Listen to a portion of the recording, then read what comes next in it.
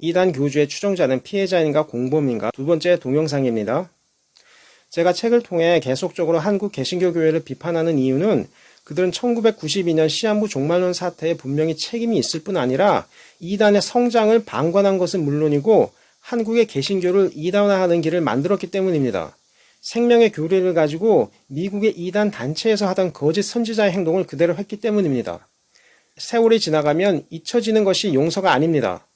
지금 이단의 영이 교회에 아직 남아서 목사들을 이용하여 아직도 성도들을 이단의 길로 이끌고 있습니다. 기독교 문화에서 발생한 다양한 살인과 사기 범죄에 대해 귀 기울이고 그러한 죄가 한국에서 반복되어서는 안 된다는 인식이 있어야 하는데 헌금을 강요하는 것에는 열을 올리면서 정작 과거 자신들이 지었던 거짓 예언과 시한부 종말론의 죄에 대해서는 예수님의 말씀을 언급한 것뿐이라며 변명하고 있습니다. 책임을 예수님께 돌립니다. 이러면 예수님의 예언의 신뢰성까지 훼손되어서 복음을 전하기가 더 어려워집니다.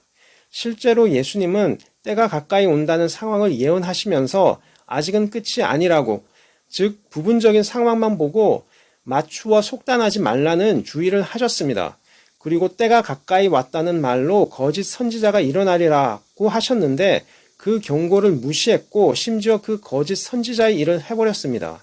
일방적으로 성도들에게 말세라고 모든 재산을 선교비로 헌금으로 바치라고 주장했습니다. 그것도 예수님의 말씀이라며 주장했습니다. 자신은 싸우면서 말입니다. 그렇게 하고도 거짓 선지자의 일을 하지 않았다고 변명할 것입니까? 당시 선교비, 헌금 어떻게 썼는지 반드시 심판대 앞에서 고백할 것입니다. 미국에서 기독교 관련 이단 공동체에서 발생한 살인사건의 피의자 중 하나가 인터뷰를 했습니다.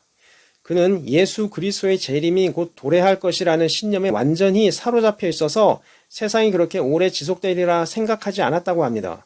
그러던 중 자칭 선지자라고 주장하는 인물을 만났는데 그는 약속하기를 그리스도의 재림을 목격하게 될 것이라는 장담을 했다는 것입니다. 그래서 그를 선지자로 믿는 또 다른 몇 명의 가족과 함께 공동 생활을 했는데 모든 재산을 바치고 한 가족처럼 생활했다는 것입니다. 기도는 매 저녁마다 이어졌고 모든 아이들은 선지자를 아빠라고 불렀다는 것입니다. 그를 대적하는 것이 죄라는 인식을 심었다고 합니다. 그러나 한 가족이 재산 전부를 완전히 공유하지 않았다는 사실을 선지자라는 작자가 깨닫고 추종자에게 명령하여 가족 전부를 죽였다고 합니다. 손 하나 까딱하지 않고 추종자를 통해 한 가족 전부를 죽인 것입니다.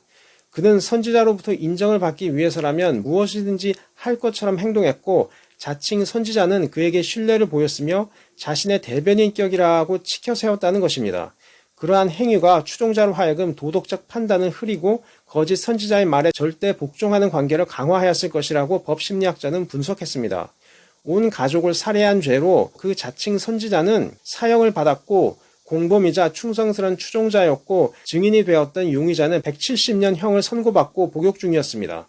그는 인터뷰에서 더 이상 과거에 자신이 믿었던 종교적 신념을 믿지 않는다고 했습니다. 자신이 철저히 믿었던 신앙의 체계가 얼마나 자신을 옥죄어 왔는지 오히려 감옥에 갇혀있는 이 순간이 더 자유로웠다고 여기고 있었습니다. 세뇌당했던 자신의 과거는 마치 상자 안에 갇혀있는 듯 했다고 했습니다. 그 상자 바깥에서 일어나는 일에 대해서는 예측조차 해서는 안 되었다고 스스로의 정신 상태를 고백했습니다. 심지어 그는 말하기를 그 거짓 선지자가 어떤 명령을 내릴지 미리 생각하는 것조차 죄라고 여기고 있었다는 것입니다.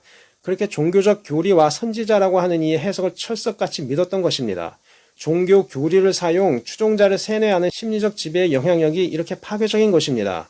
앞선 글은 디스커버리 채널에서 방영되었던 Most Evil Cult Followers, 극악한 범죄자, 이교의 추종자들이라고 하는 방송의 인터뷰를 요약한 것입니다.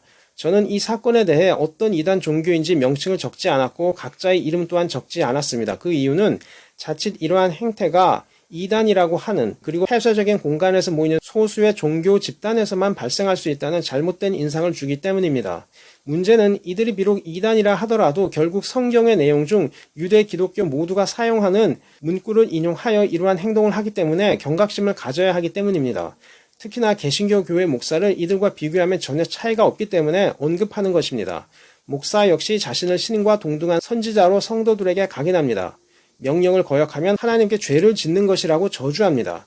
모든 재산을 바치라는 요구, 예수님의 말씀 인용 반드시 합니다.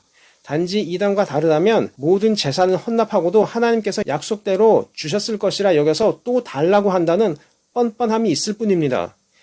사도행전에서 모든 사람들이 재산을 밭을 판 것을 사도들 앞에 두었다 했을 때는 그 사도들이 받았던 재물로 성도들 하나하나를 다 돌보았다는 그 행동도 포함되어 있습니다. 그러나 목회자들은 절대로 성도들로부터 받지만 성도들을 돕지는 않습니다. 제가 그것은 악이라고 하는 것입니다. 사기라고 하는 것입니다. 예수님 역시 모든 것을 버리고 예수님을 쫓았던 제자들을 예수님께서 책임지셨습니다.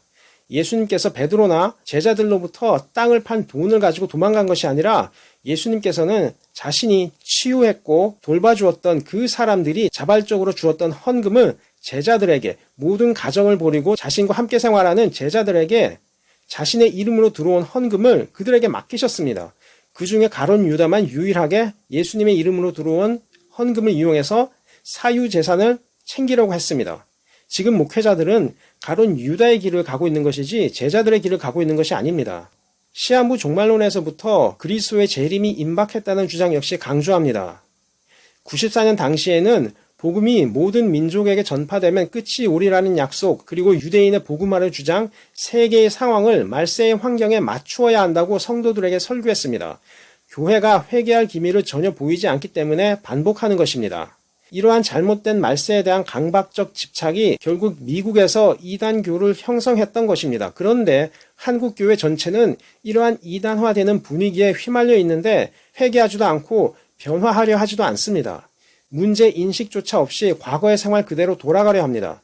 목사 입장에서는 이방인 개신교인이라는 칭호보다 메시아 야훼, 모세, 다윗, 바울이라는 칭호가 더 듣기 좋으니 그렇게 절대자와 동행하고 대화하는 인물로 성도들에게 각인하고 모든 힘든 노동과 재정적 필요를 떠넘기는 것입니다. 경제권, 통제권을 그렇게 빼앗고 줄기차게 기도 의식으로 특정 생각을 반복하여 강요합니다. 정확히 이단 교주 거짓 선지자의 말과 행동을 하고 있습니다.